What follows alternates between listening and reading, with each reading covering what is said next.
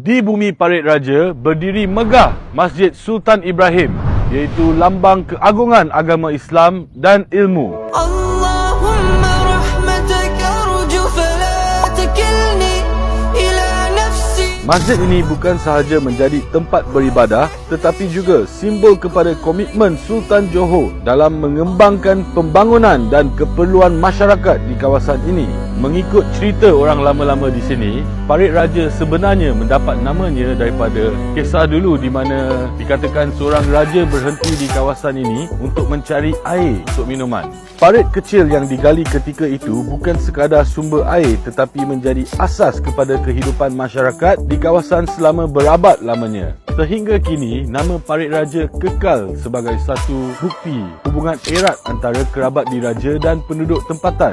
Pembangunan masjid ini adalah hasil idea dan sokongan penuh daripada Sultan Johor, Duli Yang Maha Mulia Sultan Ibrahim ibni almarhum Sultan Iskandar. Dalam visi baginda, masjid ini bukan sekadar rumah ibadah tetapi juga sebagai pusat penyatuan masyarakat, sama ada dalam komuniti kampus UTHM maupun masyarakat luar. Masjid Sultan Ibrahim UTHM ini mula beroperasi secara rasminya pada 21 hari bulan Oktober 2011 dengan solat maghrib pertamanya. Pada hari yang sama, khutbah Jumaat pertama disampaikan, menjadikannya pusat solat Jumaat untuk warga kampus dan masyarakat Parit Raja. Sebelum pembukaannya, pada 20 Oktober 2011, majlis solat hajat, bacaan Yasin dan tahlil telah diadakan, dihadiri pemimpin termasuk Adun Parit Raja ketika itu, Datuk Abdul Aziz Kaprawi serta lebih 1000 jemaah.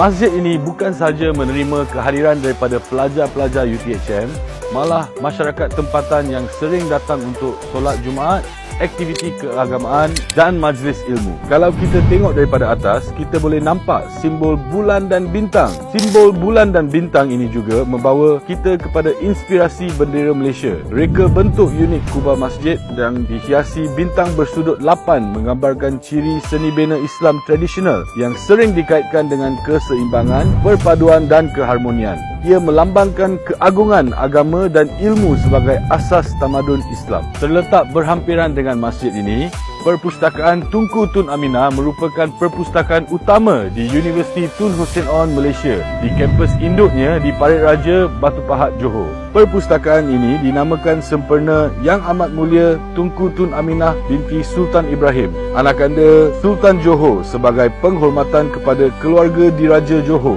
Perpustakaan Tunku Tun Aminah ditubuhkan dengan tujuan menyokong aktiviti pengajaran, pembelajaran dan penyelidikan di UTHM. Antara kemudahan dan fasiliti perpustakaan ini adalah koleksi sumber ilmu, ruang membaca, sistem otomasi, bilik berbincangan, kemudahan komputer, ruang digital dan pelbagai aktiviti dan program.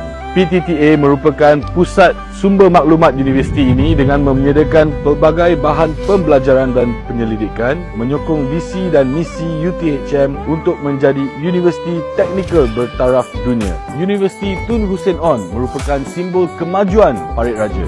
Sebagai universiti teknikal terkemuka di Malaysia, UTHM menarik ribuan pelajar dari seluruh pelosok negara dan juga antarabangsa. Gabungan ilmu dan teknologi yang diterapkan di sini menjadikan UTHM bukan sekadar institusi tetapi juga pemangkin kepada kemajuan sosio-ekonomi masyarakat Parit Raja. Parit Raja, di sinilah keindahan seni bina, keagungan tradisi dan kepelbagaian ilmu bersatu dalam harmoni. Semuanya terpahat sebagai legasi berharga, sebuah cerminan hubungan erat antara raja, rakyat dan bumi Johor. Kenal asal-usul, kuatkan jati diri dan jom follow Mel.